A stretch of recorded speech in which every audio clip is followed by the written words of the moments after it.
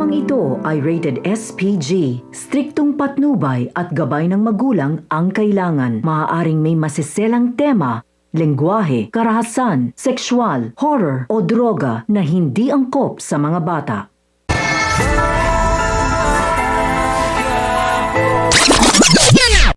Unti-unti na ngang naisa sa katuparan ni Olga ang kanyang mga plano matapos niyang tuluyang pahiramin si Tess ng pera. At dito, tuloy pa din ang pag-usisan ni Olga tungkol sa mga anak ni Tess. At nang makakuha na nga siya ng mga impormasyon na kanyang hinahanap ay agad na siyang nagpaalam kay Tess. Habang si David naman ay nag-apply na bilang isang barista sa isang restaurant. Natanggap naman ito, ngunit talagang may kagaspangan ang kanyang ugali dahil sa unang araw pa lang ng kanyang training ay pinakita niya na kung ano talaga ang tunay niyang kulay. Kung kaya't hindi ito nagustuhan ng kanyang manager kaya agad itong tinanggal. Wala namang kaalam-alam si David na sinusundan na pala siya ng mga tauhan ni Olga.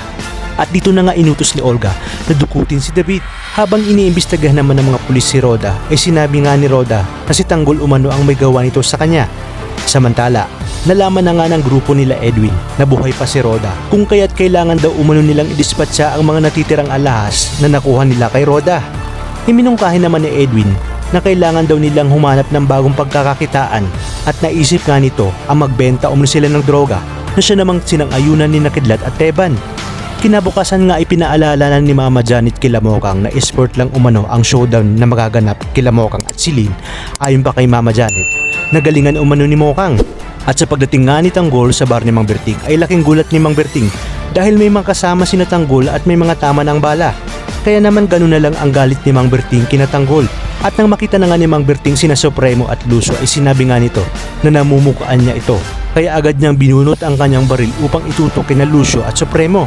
Sa inyong palagay, pagbibigyan kaya ni Mang Berting sina Supremo at Lucio o magagawa kaya niyang tulungan ang mga ito?